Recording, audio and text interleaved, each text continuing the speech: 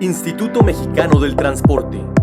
Hola, ¿qué tal? Buenas tardes. Muchas gracias por su compañía en este seminario del Instituto Mexicano del Transporte con el tema El papel de la transmisión de mediciones vía satélite en un sistema de alerta temprana, tsunamis. Hola, ¿qué tal? Buenas tardes a todos. Yo soy David Segura y pertenezco aquí a la Coordinación de Ingeniería Portuaria y Costera en el Laboratorio de Calibración de Equipos Oceanográficos con mi compañero Noé y mi compañero Alfredo. Hola, ¿qué tal? Yo soy Alfredo López y un placer estar compartiendo con ustedes esta plática de lo que hacemos en el Laboratorio de Calibración de Equipos Oceanográficos, entre otras cosas. Bien, comenzamos. El contenido de la plática se ha dividido en 8 temas. ¿Qué es un sistema de alerta temprana, SAT? ¿Qué es un tsunami? Sus características. Una visión general de un SAT enfocado a un tsunami. La línea de tiempo de la instalación de estaciones mareográficas de la Red Nacional de Estaciones Oceanográficas y Meteorológicas de la RENEOM. Vamos a platicar sobre el Sistema Nacional de Alerta de Tsunamis, SINAT. Y después explicaremos en el laboratorio lo que son las estaciones mareográficas de la RENEOM, cómo se hace la transmisión de datos vía radio y por la red satelital GOES. Y finalmente vamos a platicar sobre el caso de un tsunami que se presentó en Chiapas en el año de 2017. Un sistema de alerta temprana SAT es básicamente una herramienta de coordinación en el alertamiento a la población y en la acción institucional ante desastres naturales. Estos desastres naturales pueden ser por sismos, ciclones tropicales, erupciones volcánicas, tsunamis, etc. Si el sistema es diseñado correctamente, ayuda a salvar vidas, puestos de trabajo, infraestructuras y contribuye a la sustentabilidad a largo plazo de una comunidad o de una región. Se sustenta en la integración de los principales actores de un sistema nacional de protección civil. Incluye a la ciudadanía, la sociedad civil y sus organizaciones, las instituciones de investigación del fenómeno natural e inclusive quienes estudian sus efectos sociales, los medios de comunicación masiva y toda la estructura gubernamental del Sistema Nacional de Protección Civil. El SAT está estructurado de tal forma que el alertamiento sea oportuno y formal, detona actividades específicas y sistematizadas para cada uno de los diferentes integrantes del sistema, dependiendo de la intensidad, trayectoria y distancia a la que se encuentra el fenómeno natural. Muy bien, ahora vamos a platicar sobre los tsunamis. Tsunami viene del icono japonés que significa puerto o bahía y en donde se registra una ola. También conocido anteriormente como maremoto, pero ahora tenemos el sinónimo de tsunami, que es un evento complejo que involucra a un conjunto de olas en un cuerpo de agua con gran energía y de tamaño variable que se producen por un desplazamiento vertical de una gran masa de agua. Son provocados por sismos, erupciones volcánicas, impacto de meteoritos, deslizamiento en el talud continental, etc. En particular vamos a hablar los provocados por sismos, que son los que mayormente afectan a la República Mexicana. Generalmente se originan por un sismo de gran magnitud, mayor de 7 grados en la escala de Richter. El epicentro en el subsuelo marino o en tierra, en áreas próximas a la zona costera, básicamente, con profundidad de menos de 60 kilómetros, en el cual se registra un cambio en la profundidad de una parte del fondo marino. Estos eventos pueden ser deslizamiento de la capa de la corteza terrestre, separación entre ellas o por eventos de subducción.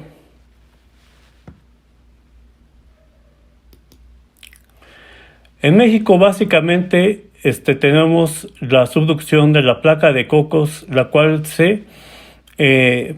está por alguna moviendo y en la placa de Norteamérica, como se indica en las flechas azules.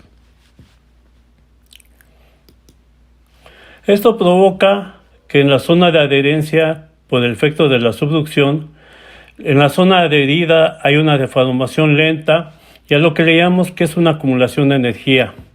Esta zona llega un momento en que se rompe y genera un movimiento entre las placas y como se encuentra en el mar o cerca del mar, produce una ondulación de la ola, el cual genera olas de tsunami que se propagan en ambos sentidos, ya sea alejándose de la costa o yendo hacia la costa.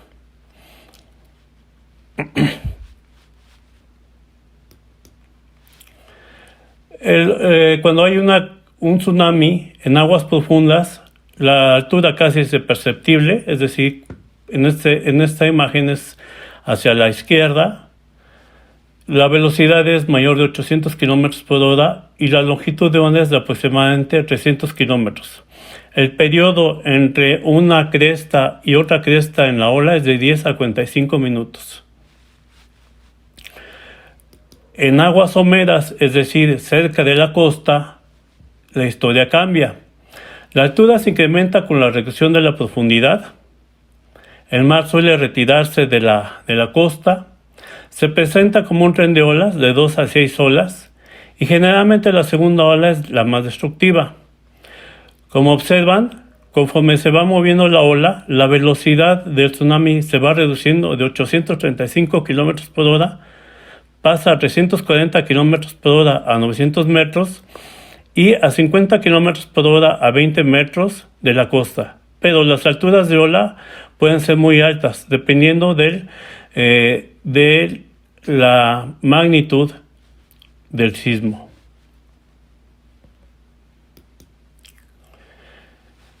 Como observan, México se encuentra en la falla de subducción de la placa de Cocos con la placa de Norteamérica y se registra una gran cantidad de sismos en esta zona, que incluye esta Centroamérica. En la parte de Sudamérica tenemos a Chile, a Perú como los principales países que sufren fuertes sismos, y por el lado del Pacífico, en lo que se llama el Cinturón de Fuego, pues tenemos varios eventos de gran magnitud. Aquí en la gráfica vemos que el color rojo son los sismos de mayor de 9 a 9.5 grados en la escala de Richter de que se han registrado en esta zona del mundo. Por lo tanto, una visión general de un sistema de alertamiento temprano para el caso de tsunamis empieza con un sismo. El sismo que puede provocar un tsunami. Por lo tanto, es importante tener los registros de un sismo. Aquí para nuestros escuchas externos y para el público en general, cuando haya un sismo, esa es la primera alerta si se encuentran ustedes en costa, para que tomen precauciones si el sismo es fuerte, para que se alejen a una zona segura, de acuerdo a lo que se indica por las autoridades pertinentes. Estos datos del sismo y tsunami llegan a un centro de alerta de tsunamis, que puede ser un sistema regional o internacional, y en el caso de México es ambos. Esta señal llega al gobierno nacional, al gobierno local, a los medios de comunicación, con el fin de dar un aviso de tsunamis.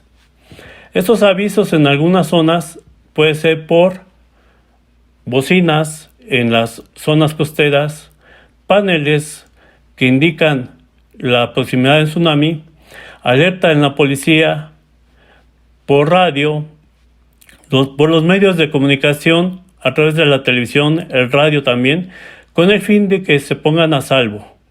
Es una evacuación y una alerta pública. En forma general, este es un esquema de un sistema de alerta de tsunamis. Por lo tanto, los instrumentos para detectar inmediatamente terremotos se conocen como sismógrafos. En el caso de México, es el Servicio Sismológico Nacional de la UNAM la que da este inicio de alertas y es el que genera todo el proceso para la alerta de tsunamis.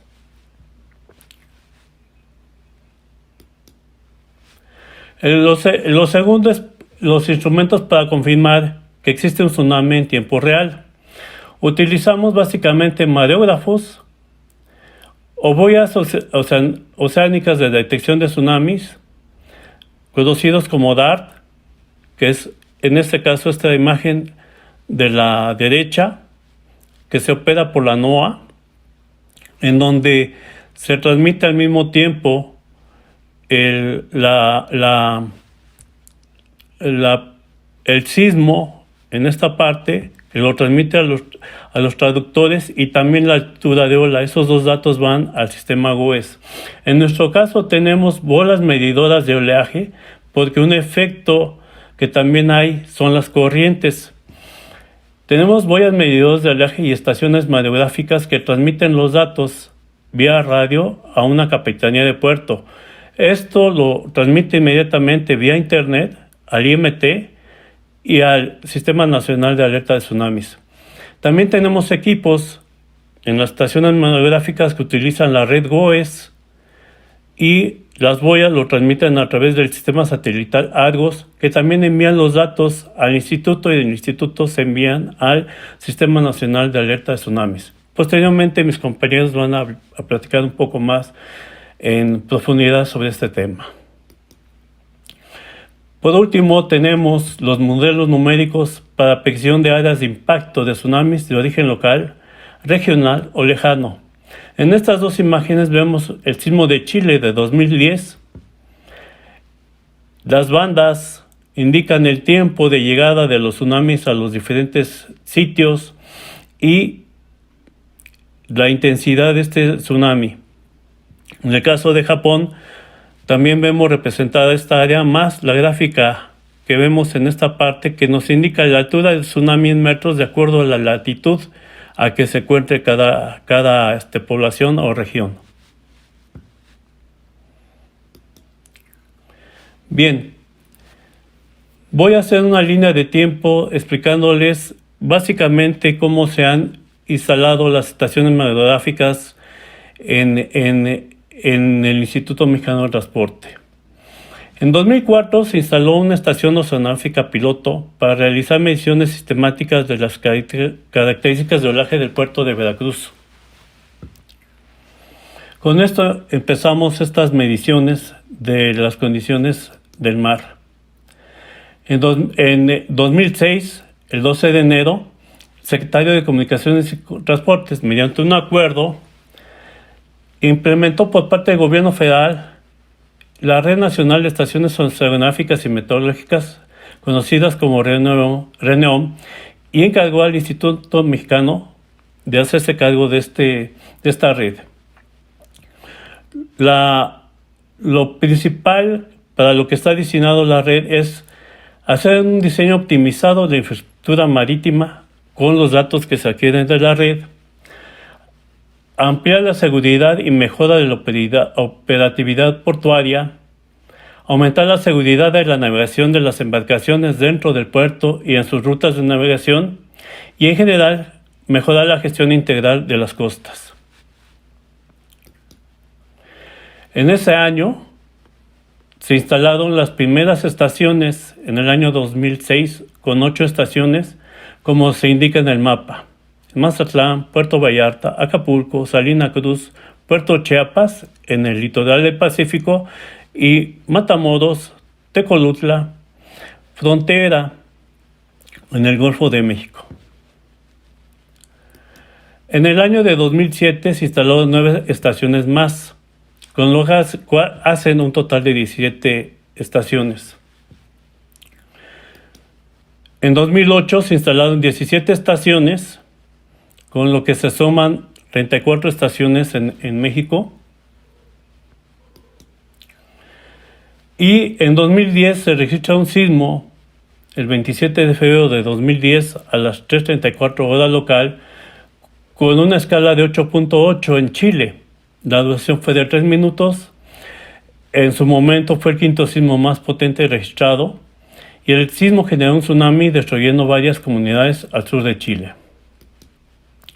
Estas son simulaciones y cálculos de esa trayectoria del tsunami y las horas en las que se esperaba la llegada de estas olas a diferentes partes del mundo, básicamente en el Océano Pacífico.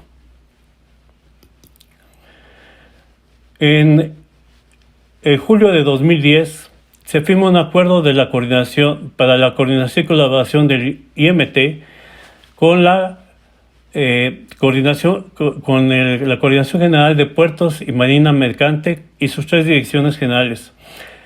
El acuerdo es para la operación y funcionamiento de los equipos de medición que componen la Red Nacional de Estaciones Oceanográficas y Meteorológicas.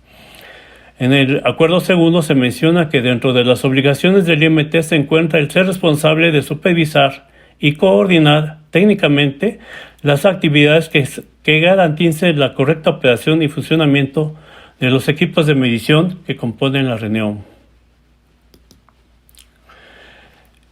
Esto significa que la Dirección General de Puertos coordina el proyecto y proporciona el apoyo financiero para la red. Las APIs y capitanías dan el apoyo operativo y el IMT el apoyo técnico y el análisis e interpretación de la información. El 11 de marzo de 2011, a las 14:46 hora de Japón, se registra un terremoto de 9 grados en la escala de Richter con duración de 6 minutos en el epicentro en Honshu, Japón. El sismo generó un tsunami con olas de hasta 9 metros. Dañaron en esta ocasión a reactores nucleares en el área. Para este evento se hizo un informe del tsunami, de este tsunami por parte de varias instancias, que es la CENAPRED, el Servicio Sismológico Nacional, la CEMAR, y esta iniciativa o su primer borrador fue hecho por el doctor Modesto Ortiz Figueroa del CICESE, el maestro en ciencias José Miguel Montoya Rodríguez del IMT y el maestro en ciencias Noé Toledano Vega.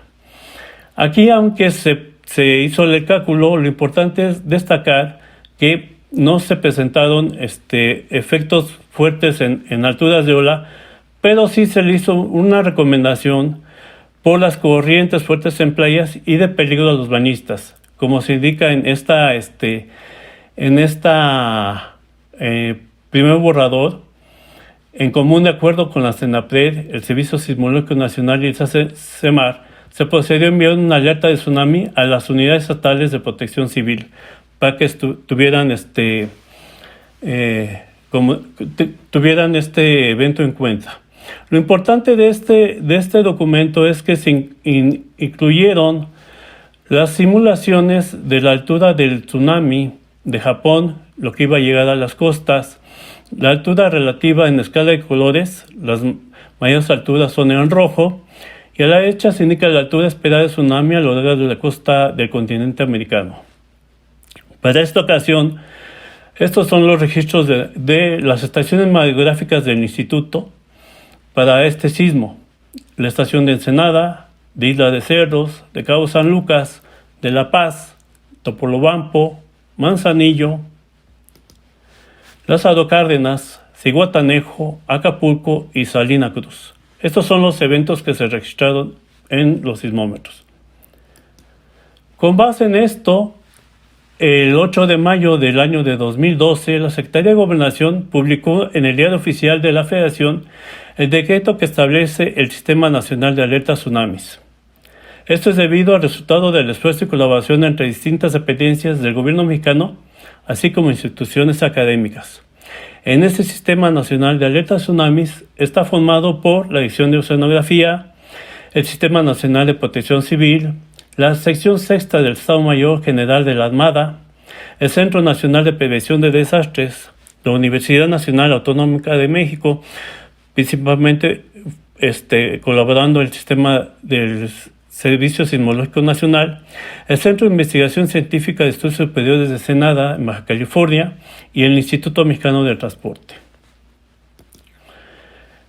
Después del 2012, con base en esto, se accede al Fondo de Desastres Naturales y se instalan 3 estaciones que están indicados con punto verde en Vicente Guerrero, Puerto Escondido y Puerto Ángel.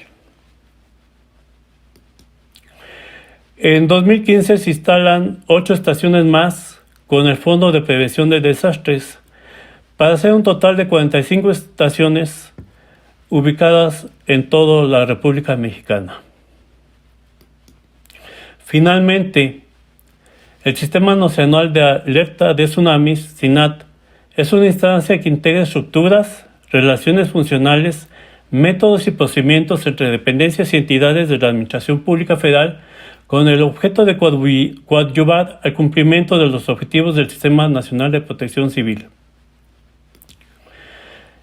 Entre sus objetivos está el vigilar y alertar sobre la ocurrencia de tsunamis generados en cualquier parte del mundo que puedan afectar al territorio nacional. 2. Generar información y conocimiento que permita determinar el nivel de riesgo de los litorales del país. 3. Fomentar una cultura de autoprotección para que la población conozca las medidas que debe adoptar ante la ocurrencia de un tsunami. Y 4. Capacitar a las unidades estatales y municipales de protección civil sobre las acciones que deben aplicar para enfrentar una emergencia producto del impacto de un tsunami en nuestro país.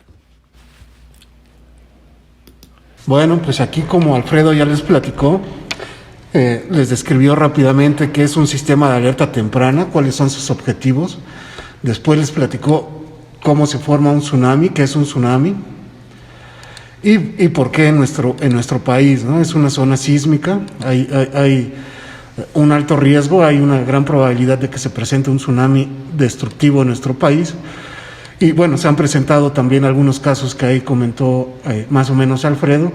Y la idea de la línea de tiempo pues también era la que describió Alfredo, pues describir cuál fue el origen del proyecto de medición de las variables de interés en las costas de nuestro país, la RENEOM, y pues los sucesos que han ido presentándose a lo largo de la historia desde que se puso en operación. Les habló del tsunami de Chile, allá en el tsunami de Chile, también habló del tsunami de Japón, y pues puso de ejemplo ahí una nota que fue elaborada principalmente por el doctor Ortiz del CICESE, y en el cual, pues, como bien mencionó Alfredo, pues el doctor Montoya y su servidor, pues tuvimos la oportunidad de participar aportando datos para que fuera, y esta nota que se presentó para alertar a la población, que se presentó a la consideración de la Coordinación de Protección Civil que pertenecían en aquel entonces a la Secretaría de Gobernación, pues fue poner un ejemplo de que antes de que fuera creado como tal, de que fuera publicada la creación del sistema de alerta de tsunamis, ya había dependencias que estaban trabajando en este sentido, ¿no? Para que finalmente fueron las que trabajaron para poner en operación finalmente y crear el sistema de alerta de tsunamis cuya creación fue publicada en el 2012. Después de eso, pues, eventos destructivos a nivel mundial, tsunamis lejanos no ha habido. Al final de la plática les vamos a poner un ejemplo de un tsunami que se generó en nuestras costas, que no fue de grandes dimensiones, pero desde la creación de la RENEOM, pues sí ha sido el mayor tsunami que se ha presentado en nuestras costas. Bueno, ahora partiendo de eso, les vamos a platicar cómo funciona una estación mareográfica. Aquí David, experto en nuestros equipos, pues va a retomar la plática. Bueno, primero que nada vamos a describir lo que es una estación mareográfica. Esto es, más que nada, es un equipo que nos sirve para medir o registrar los niveles del mar. Como ustedes ven en la presentación, se compone de una estación transmisora y la estación receptora. La estación receptora a su vez se encuentra ubicada en la administración portuaria en el CCTM, que es el Centro de Control de Tráfico Marítimo, o a su vez en Capitanía de Puerto, ubicada en REMAFE, que es el Resguardo Marítimo Federal. Como ustedes ven, la estación mariográfica se compone de su panel solar, su data logger, que este es donde recibe la información, los sensores de nivel de agua, que son de presión sumergible, un sensor Drug, un shaft encoder y un sensor radar. Estos los vamos a ir mostrando, ahorita más adelante los vamos a ir describiendo. Todo esto llega, como les comenté, al data logger, que es el cerebro del equipo. A su vez, este data logger envía la señal al radio que tenemos mediante los radios transmisores y mediante las antenas que tenemos ahí, que es como la antena Yagi y la antena VHF. Esta a su vez también la estación receptora cuenta con su antena receptora, la antena Yagi, y a su vez con el radio receptor, que es un radio satel. Más adelante mi compañero Noé les va a ir describiendo la transmisión. Y por último llega a la PC ubicada ya sea en Capitanía o en la administración portuaria. Bueno, finalmente lo que tratamos de describir con esta imagen genérica, no sé si ven ahí que se mueve el cursor, espero que sí. Una estación mariográfica está compuesta por una parte sensora, donde ahorita vamos a describir qué tipos de sensores tienen las estaciones del instituto. Estos sensores, esta parte sensora es administrada por un colector de datos que recibe energía de forma autónoma de un panel solar y una batería de ciclo profundo. Este administrador de datos, data logger, envía los datos vía radio. Ese data logger puede ser configurado para decirle toma datos cada cierto tiempo y envíalos a través de esta vía. Aquí nosotros en algunas estaciones, en las zonas de la costa occidental del Pacífico mexicano, pues tenemos un sistema redundante. ¿Qué quiere decir eso? Que el data logger envía los datos a través de un sistema de radio UHF, pero también envía a través de un sistema satelital. Los datos que son enviados vía UHF, aquí como lo muestra, son captados en una estación receptora que generalmente está ubicada, como dijo David, en una administración portuaria o en una capitanía de puerto. Ahí los datos pueden ser consultados y a esa computadora donde llegan los datos, nosotros nos conectamos para estar monitoreando los equipos y para estar haciendo el respaldo de la información correspondiente. Ahora David les va a ir platicando aquí rápidamente cuáles son los componentes de esa parte sensora de nuestras estaciones. Ok, primero que nada, el primer componente es un decodificador angular, como lo muestra aquí mi compañero Noé, o también conocido como shaft encoder. Este es un sensor de nivel de agua tipo codificador que mide digitalmente el nivel del agua. Funciona mediante una polea y un flotador. El ejemplo es que va subiendo y bajando y va registrando los niveles del mar. Este equipo se encuentra, como lo ven en la imagen, ubicado en un gabinete y en un tubo para su protección. Toda esta información se registra en el codificador y a su vez pasa, como les comentó Noé, al colector de datos o data logger, que envía la información a la estación receptora ubicada en API o en Capitanía de Puerto. El principio de operación es básico. El flotador se encuentra flotando en la superficie libre del mar. La ventaja de utilizar un tipo de sensor de este tipo es que ya no tenemos efectos de la presión atmosférica y lo único que estamos midiendo es la variación del nivel del agua. Como dice David, se coloca en un tubo de reposo para su protección y para eliminar vibraciones que no queremos observar. El problema es que cuando hay mal tiempo, cuando llega oleaje a la zona donde está ubicado este sensor, pues es muy probable, o nos ha pasado varias veces, que la cinta con la que se une este sensor, que pueden ver en la imagen inferior izquierda, se bota de la polea y entonces el sensor deja de trabajar. Pero bueno, es muy preciso y les digo, una de las ventajas es que ya no tiene efecto de presión atmosférica, solo variación del nivel del mar. Ese es uno de los sensores que tenemos en las estaciones.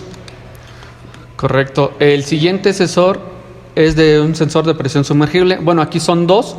En este caso es el SBE o SIBER que conocemos nosotros. Este aporta la lectura de nivel para los tsunamis.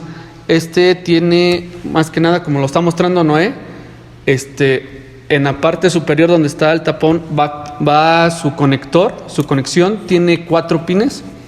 Ahí va colocado el cable que va de nueva cuenta a la colectora de datos o al data logger. Y pues también tiene en la parte inferior tiene su sensor. Y el otro es el sensor Druk. Permítanme tantito. Okay. Este es igual, tiene este es un sensor de transmisión de nivel de presión de alta, valga la redundancia, de alta precisión para obtener las óptimas mediciones, igual con su cableado que va conectado a la colectora de datos o data logger que igual transmite a la estación receptora. Aquí la ventaja, este sensor es muy preciso, puede tomar hasta 20 datos por segundo, es muy bueno, tiene cubierta de titanio, es resistente a la vida marina, pero tiene el defecto que en la medición, al estar midiendo solo la presión del agua, también está midiendo la presión atmosférica. No es mucho el efecto, pero sí lo debemos de considerar cuando queremos saber cuál fue una sobreelevación. Este otro sensor, los dos tienen una membrana, tienen el mismo principio de operación, son sensores de presión. Y la diferencia entre este, que es muy preciso y muy resistente, con este es que este sensor sí cuenta con un popote. Aquí no, espero que se vea. Es un tubo, un conductor que elimina los efectos de la presión atmosférica. También es muy resistente, es de titanio. El único inconveniente que podemos ponerle a este sensor es que debido al calibre de este tubito puede llegar a obstruirse y entonces los efectos de la presión atmosférica van a sentirse de la misma forma que con este sensor. Ambos son resistentes y un inconveniente más es que siempre deben de estar en contacto con el agua, deben de estar sumergidos, si no pues no registran la presión del agua. Y pues al estar en contacto con el agua, pues su vida útil se reduce. Y finalmente tenemos el otro sensor de última generación, que es el sensor de tipo radar. Este sensor realiza mediciones continuas del nivel del mar.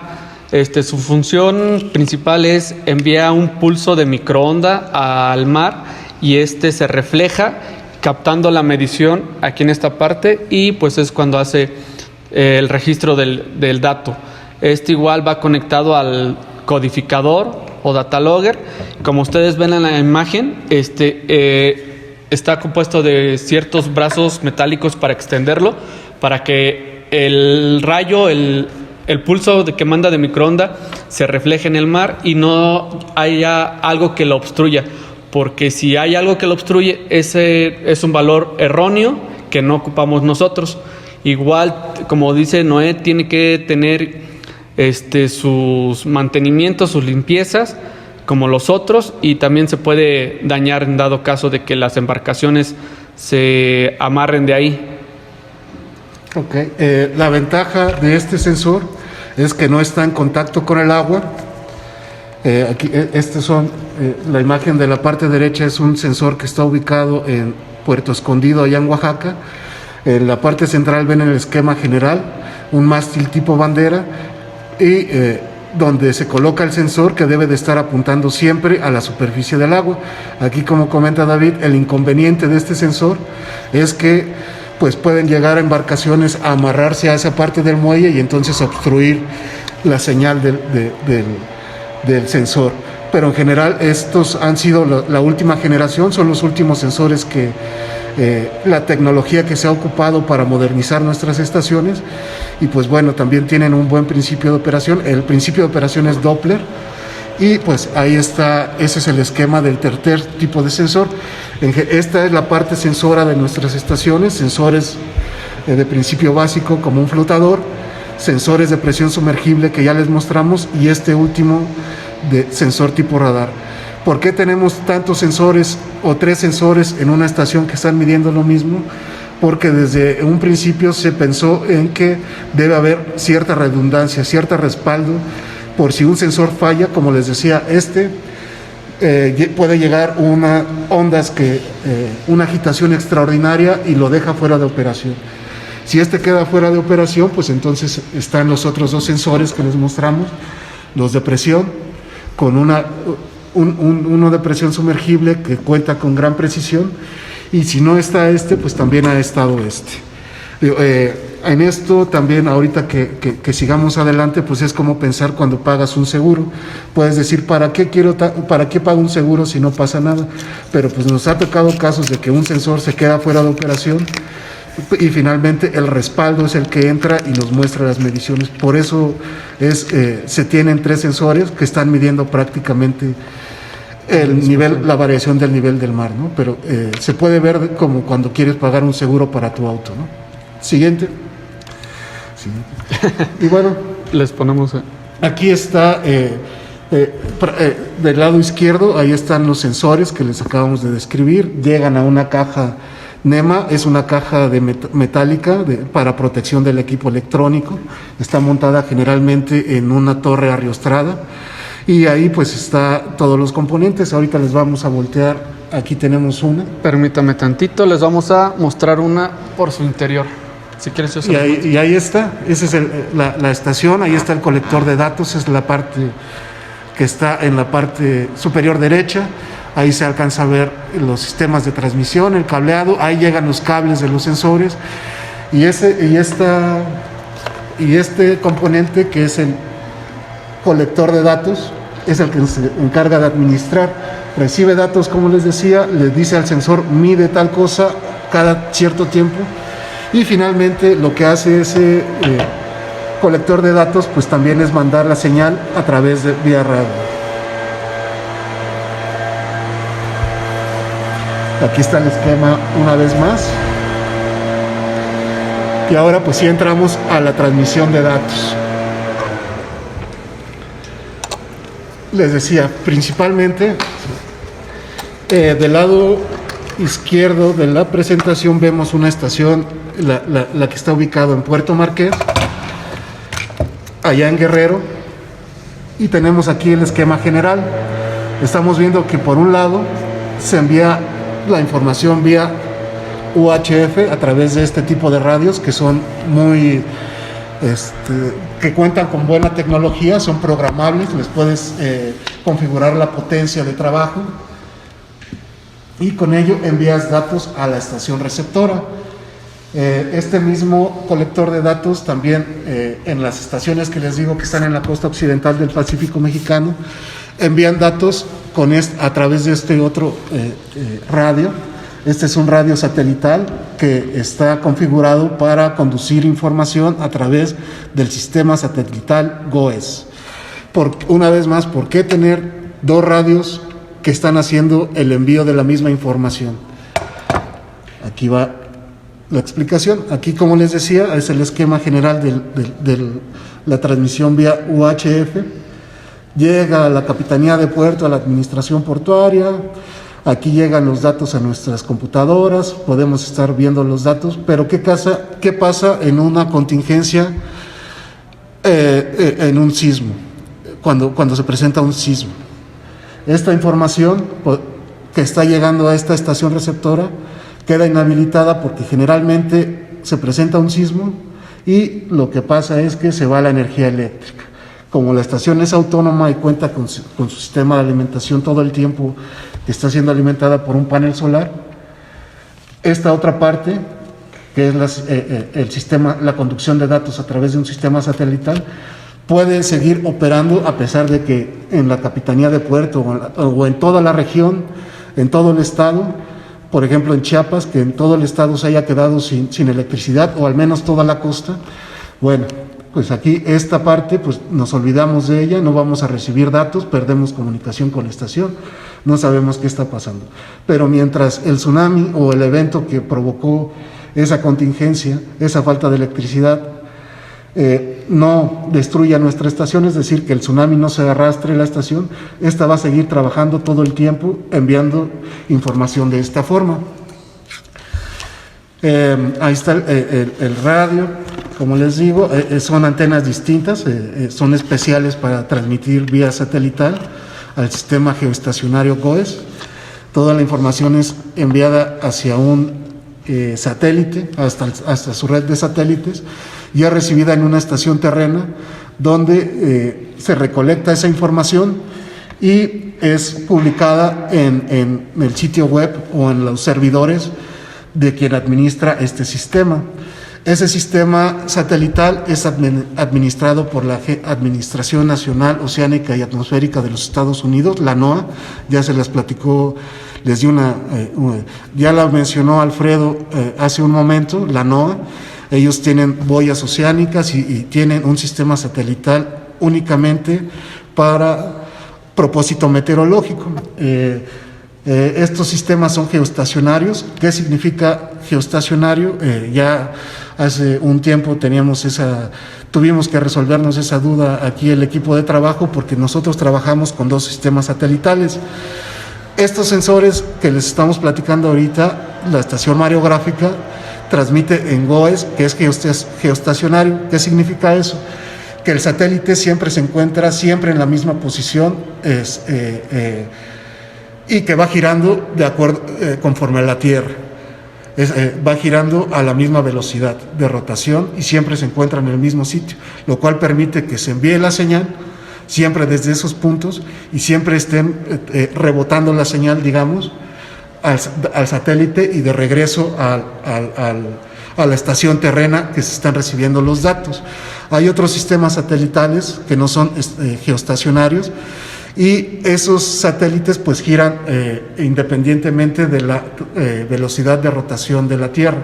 Es decir, y eso tiene un inconveniente. Si el satélite está pasando, no siempre nos va a dar mediciones periódicas. Esa es la diferencia. En cuanto pase el satélite en el punto en el que está la estación, va a mandar datos. Aquí, si esta es la Tierra y tenemos un punto de transmisión, un punto de observación en este punto, el satélite no geoestacionario va a estar dando vueltas en su órbita a su propia velocidad, y cada vez que pase por este punto nos va a mandar datos. Un geoestacionario no, el geoestacionario va a estar girando siempre en este punto y va a estar siempre reflejando la señal todo el tiempo. Esa es la diferencia de un sistema. Este es geoestacionario, el GOES, administrado por NOAA. El otro sistema que les comento que también utilizamos es un sistema administrado principalmente por el gobierno francés. Bueno, es francés, es el Argos, y nosotros transmitimos también a través de ese sistema Argos, pero la información de las boyas que les platicó más o menos Alfredo, con las que medimos las corrientes. Entonces, regresando al sistema satelital GOES-R, por eso es un sistema geoestacionario, de ahí viene su nombre. Lo administra esta agencia de los Estados Unidos, la NOAA, y pues es importante recalcar que es un sistema satelital de propósito meteorológico. El objetivo es proporcionar datos e imágenes continuas del medio ambiente. Aquí está la importancia, ¿no? Imágenes o datos continuos. No tenemos que estar esperando al que el satélite pase. Eso es transmisión continua. Y bueno, aquí es importante señalar que para transmitir vía satélite, pues tienes que hacer la gestión directamente ahí con la NOAA. Hay otra dependencia de ellos, la NESDIS, que se encarga de administrar los satélites. Para la gestión de estos identificadores, cada radio tenemos que solicitar un identificador para que podamos hacer uso y entrar a los canales de transmisión del satélite. El procedimiento el protocolo para solicitar esos identificadores pues es a través del Servicio Meteorológico Nacional. Nosotros cuando empezamos a implementar este sistema redundante de transmisión, pues seguimos el protocolo y pues enviamos nuestra solicitud, nuestra explicación, nuestra justificación, los sitios donde íbamos a instalar y cuál era el objetivo de estas mediciones y por cuál queríamos transmitir a través del sistema satelital. Pues ahí hubo intercambio de información, pero finalmente la NOAA, la directora que administra los satélites, pues se puso en contacto con nosotros. También hubo gente ahí del sistema del Pacific Tsunami Warning Center, que está ubicado en Hawái, es un centro de tsunamis del Pacífico. Ellos se pusieron en contacto con nosotros porque se dieron cuenta de la importancia de las mediciones que íbamos a generar y de la zona en la que estaban ubicados. En esa zona no había hasta ese momento información en tiempo real. Les digo, se dieron cuenta, así como se llama nuestra presentación, el papel que juegan esas mediciones en tiempo real, y pues se pusieron en contacto con nosotros, empezamos la gestión y finalmente obtuvimos los identificadores. La respuesta de ellos fue favorable, y lo que pues quería resaltar con esto es que los intervalos a los que nos permiten hacer transmisiones son de hasta 5 minutos. Eso en México nadie más tiene un sistema de transmisión con estos intervalos de frecuencia, ni la UNAM, que tiene también, que hace uso de estos sistemas, el Servicio Meteorológico. Somos la única institución que cuenta con esos intervalos de transmisión de 5 minutos. Generalmente ellos ofrecen intervalos de transmisión a cada hora, pero a nosotros nos autorizaron a hacer uso cada 5 minutos. Y así pues nosotros, todas las estaciones, todas las que se modernizaron, que van desde Puerto Chiapas hasta Puerto Vallarta en Jalisco, cuentan con esos intervalos de transmisión, porque además de que somos los únicos que tenemos puntos de medición en donde nadie más tiene, pues la importancia de las mediciones y lo que comentó Alfredo, ¿no?, sobre el alto riesgo de tsunamis. Ahora, aquí está el ejemplo, finalmente, ya para acabar la plática, de un tsunami que transmitimos a través de este sistema satelital, que hicimos uso de estos radios para enviar la información. Este fue el sismo el 7 de septiembre de 2017. Se ocurrió un sismo que tuvo epicentro más aquí donde observamos, frente a las costas de Chiapas, por Pijijiapan, en el Golfo de Tehuantepec. Aquí están las coordenadas, aquí está toda la información. Se nos movió un poquito ahí con la configuración de las imágenes, pero bueno, aquí en la imagen de la parte inferior izquierda vemos el epicentro. Al tratarse de un sismo que tuvo epicentro en el fondo marino, pues se generó un tsunami por los motivos que ya les platicó Alfredo al inicio de la presentación. Este sismo pues fue reportado, es el detonante de este sistema de alerta temprana, el Servicio Sismológico Nacional, y entonces lo que pasó, pues es lo que les decía, en la costa de Chiapas, o al menos en Puerto Madero, donde está nuestra estación, que generó los datos que están abiertos en pantalla, pues hubo una falla en la red eléctrica. Entonces, el sistema de transmisión satelital, el sistema de transmisión vía UHF, pues quedó fuera de operación, porque en la Capitanía de Puerto, donde tenemos los datos, donde está la estación receptora, donde se reciben los datos, pues quedó sin energía. Entonces, por ese lado, nosotros ya no veíamos la estación. Sin embargo, este radio seguía operando, la estación seguía operando y siguió enviando datos cada 5 segundos a el Centro de Alerta de Tsunamis del SINAT. Con este radio nosotros logramos cumplir el objetivo de una transmisión redundante, y pues también es importante decir que durante este evento las estaciones que transmitieron en tiempo real cada 5 minutos información al Centro de Alerta de Tsunamis fueron las de este instituto. Aquí, como les decía, el sistema redundante, la estación mareográfica, y con esta información que nosotros mandamos, les digo, fueron recibidos en el centro de alerta de tsunamis, y con esa información se generaron los boletines de alerta correspondientes ante este evento. Esa fue la importancia, es otra vez pensar en por qué tener dos sistemas de transmisión, si puede ser caro, pero les digo, es meterse a la cabeza la idea de pagar un seguro o no, ¿no? Aquí entonces este sistema quedó justificado porque se implementó ante este evento. Además, en este puerto, aquí donde les presento las mediciones, ahí en Puerto Madero, Chiapas, tenemos una estación mareográfica nosotros, hay una estación mareográfica de la Secretaría de Marina y también hay una estación mareográfica de la UNAM. Entonces, pues muchas veces cuando metemos proyectos preventivos estratégicos para solicitar recursos del Fondo de Prevención de Desastres, el Comité Técnico Científico nos ha cuestionado si la UNAM tiene, si la CEMAR tiene y el IMT tiene, ¿para qué quieren seguir trabajando con 3 estaciones, las 3 dependencias?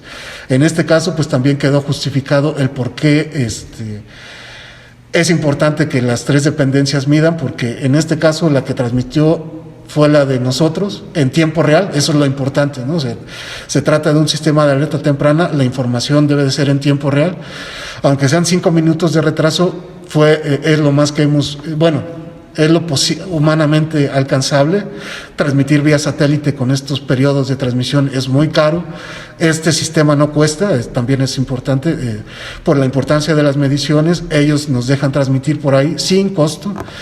Estos datos, pues les digo, se transmitieron ahí, y la UNAM y la CEMAR pues no pudieron hacer la transmisión de datos durante ese evento, y fuimos los únicos que pudimos transmitir al centro de alertas en Puerto Chiapas, y en otro sitio que fue el más cercano también ahí a la zona del epicentro, se llama Acapetagua, está ahí a unos kilómetros de Pijijiapan, Chiapas, y fue la estación más cercana que midió este evento.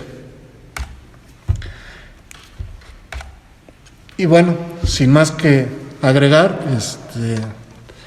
a nombre de mis compañeros, quiero agradecer su atención. Instituto Mexicano del Transporte.